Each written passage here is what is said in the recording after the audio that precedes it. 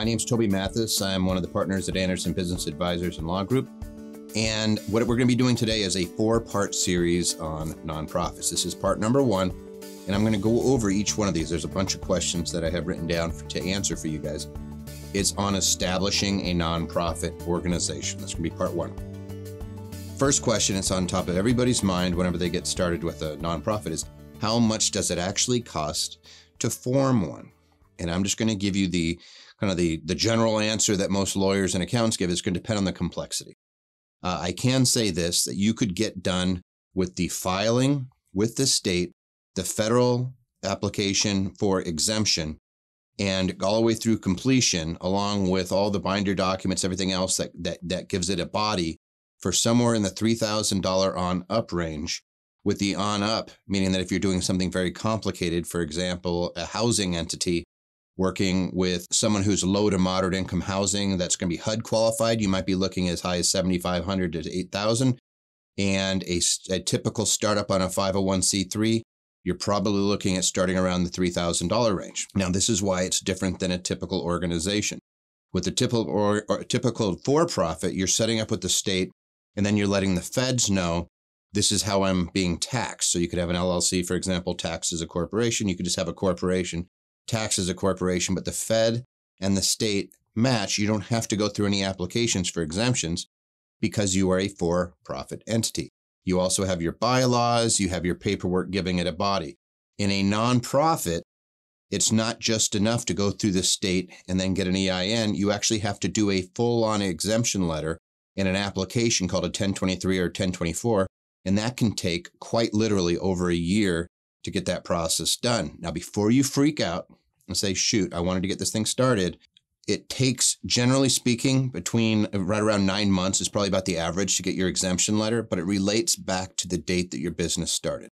So you could literally set up a nonprofit in about a week and get it operational, and then the exemption letter relates back when you're filing for an exemption letter. And we'll get into this. Next question.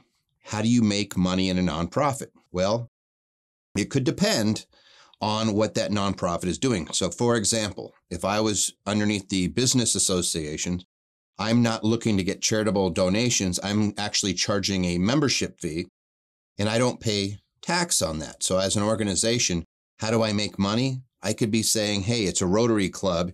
You guys pay in every month $20 to come to a meeting. And, maybe we're covering a lunch with that or something, but the monies go into the organization for its operational budget.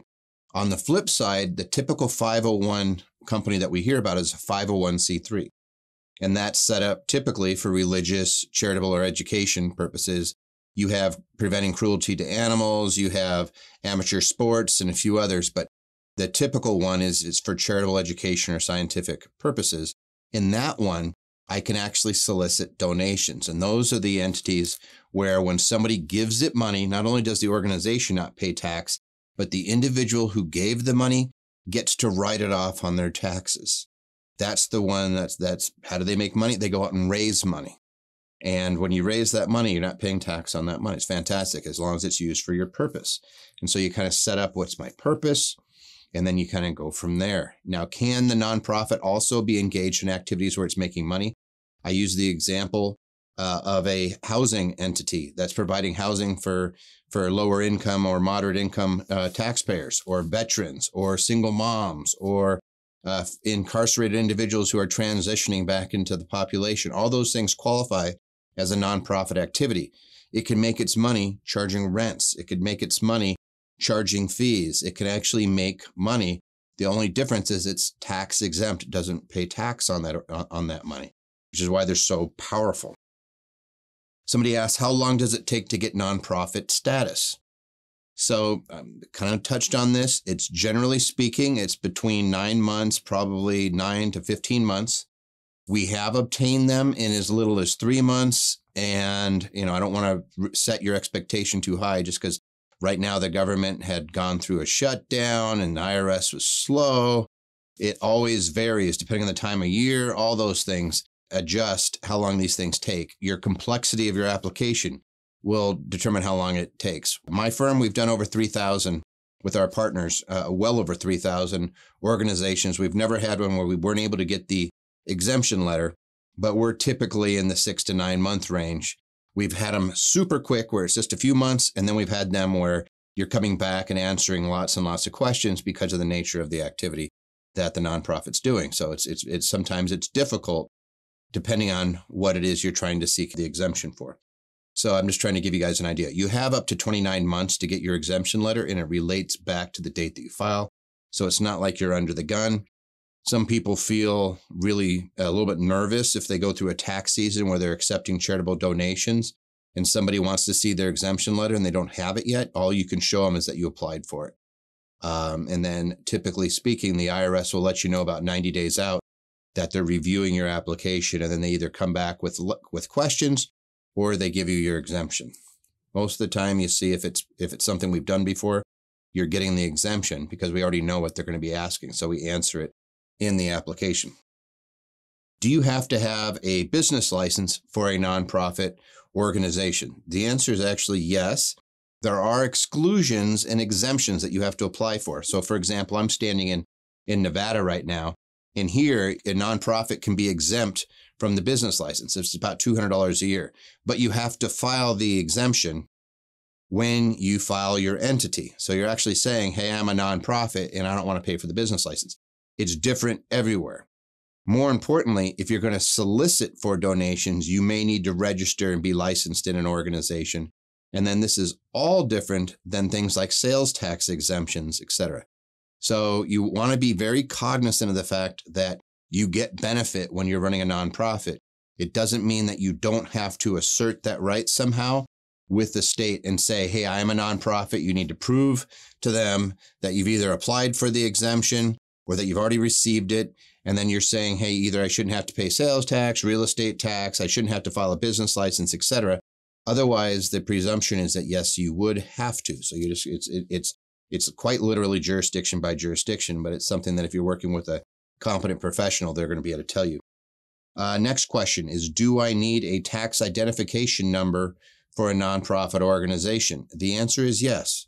If you look at the IRS, they're going to say, hey, all entities need to have a tax identification number. It's called an EIN. If you're going to do banking, if you're going to accept donations, or if you're running a business association or one of the other 29 categories of a nonprofit, it goes everything from black lung associations on down to your typical 501c3, but there's 29 different places that these things could fall into. You're going to need to give them a tax number when they're reporting their taxes. They're going to need to know what your tax ID is. And if you're going to do banking, obviously you're going to need to have some sort of number. And then when you file taxes, which you do have to file taxes on a nonprofit, with the exclusion of churches don't have to file taxes, but everybody else still does, you're going to need that tax identification number. Last question for this section is, how do I get an EIN for nonprofit? Very simple, the same way you do for a for-profit. You apply via Form SS4, and you're going to check nonprofit. So it's not rocket science to get the EIN. The hardest part is once you get that EIN, now I have to file for the exemption. And again, the exemption will relate back, but I need to do something. I'm going to give it the IRS projected financials. I'm going to tell it what I'm doing. I'm probably showing it my bylaws or my organizational documents, everything. And there's special language that has to be in your articles, by the way, when you file with the state. All of that you're going to have to provide to the IRS to show them what you are doing and why you deserve to be exempt as an organization. It's not hard to get the EIN. The hardest part and the most time-consuming is that exemption letter, and that's the part that some folks miss. They just set up a nonprofit with the state. They get their bylaws, and they use the bylaws that actually have shareholders, things like that, which you do not use because a nonprofit does not have shareholders. But they go in and they go to some online course and they do it, and they forget completely that the exemption isn't automatic. You actually have to go through and apply for it, provide documentation, and prove to the IRS that you're going to operate in an activity that is qualified as an exempt activity. So if you're running an amateur sports league, if you're doing a scientific organization that's for research, if you're just doing the plain old, hey, I'm going to help feed the poor, all of that, you still have to go through the exemption. Even though it's clearly a nonprofit activity, you still have to file In the case of the 501c3, a 1023 app, and all the others, a 1024 app, go through all that paperwork. There is a fee. It's usually around $800 to file with the IRS and to go through and get that exemption. But it is all doable. If you work with professionals that know what they're doing, it'll be painless. Try to do it yourself, then you're going to have a little bit of a learning curve. Doesn't mean you can't do it. It just means you're probably going to be spending a few more hours on this thing than necessary, and answering questions and probably going through a bit of a learning curve when things get rejected. Since we've done so many, we already know how they're done. But that's the first 6 questions. This is section 1 of 4 on nonprofits.